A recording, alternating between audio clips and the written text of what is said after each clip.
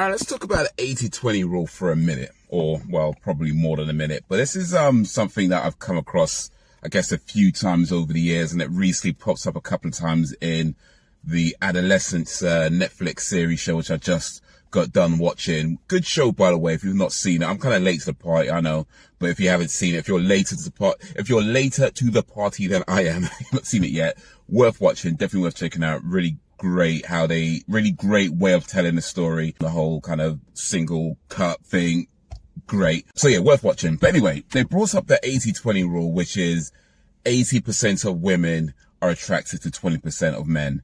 And I want to talk about this because I feel like this is something that is both true and not true at the same time. And I want to try and explain what I mean by that. Because I feel like we've all been, or at least most of us have been in situations where loads of people or loads of guys all seem to be attracted to the same few number of women, right?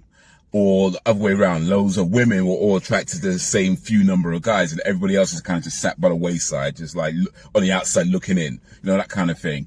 And you've probably been through something like that maybe when you was in school, or maybe it may be one of your early jobs or something like that when you were 16, 18, 19, that kind of age. And if you had a job like that where it just seemed like all the guys were attracted to like, 2 or 3 of the women, or all the women were attracted to maybe like 2 or 3 of the guys, and everyone else just kind of sat outside, like twiddling their thumbs. So I feel like it's true in that regards, on a very kind of surface level thing. But as you go through life, one of the things that you start to realize, probably sometime in your early 20s, maybe mid 20s, certainly by the time you're 30, you probably would notice this, that good looks are great, but they're not everything. And they're not even close to the most important thing. Because if you meet someone that's good looking, sexy, hot, that kind of thing, cool. But you've probably met a lot of people where it's like, that's all it is.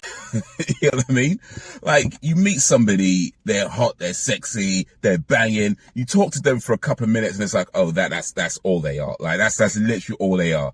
And a person could go from being really attractive to really ugly real quick. You know what I mean? Like, you go through a lot of examples like that as you go through life. So though when you're in school, and certainly when you're a bit younger, good looks seem like the most important thing because everybody's attracted to the looks. As you go on a bit, you kind of realize that they're really good looking, they're really hot, all of that, but there's not much else there. They're not very smart, or maybe they are smart, but they just have wild opinions on certain things. And it's like, yeah, you can go from real attractive to real unattractive real quick, And I think like part of it is the difference between, or recognizing the difference between being hot and being beautiful.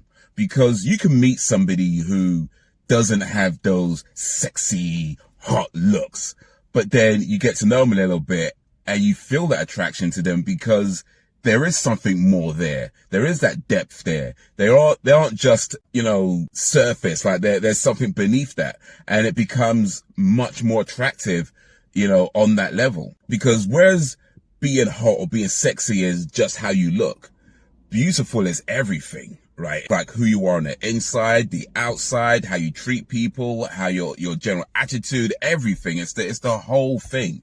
So though it seems like 80% of women are attracted to 20% of men, or 80% of men are attracted to 20% of women, though it seems like that, and that's kind of true on a very surface level, in reality, that's just not the case.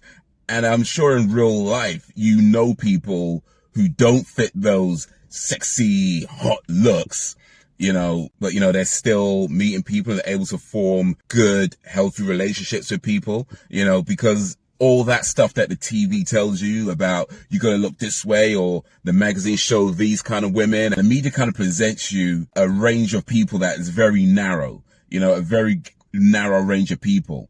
But in the real world, people are like this. And because you only see this much people in the media or in social media, and you see a few people outside of that, I know, but you only kind of see this much people for the most part. It's easy to create this view of what the world is like, especially when you're young and you haven't really experienced the world yet. But as you get a bit older, as you start to venture outside your immediate community, outside your schools, and you just kind of see more and more, and you kind of take it back to your own upbringing. You know, if you look at your parents, you know, I'm going to guess that a lot of your parents don't fit that super hot, sexy kind of look, but don't mean they're ugly, right? They're still beautiful people, and they were still able to find each other and form a relationship, and hopefully a healthy relationship. I know that's, not everybody got that. I know not everybody got that, but hopefully, you know, that was the case. But the point I'm making is that when you're only seeing this much, it's easy to think that's everything. But as you venture out more, you see there's way more to it than that. So though the 80-20 rule seems like it's true and a very kind of narrow view of the world, in the grand scheme of things, it's not true at all.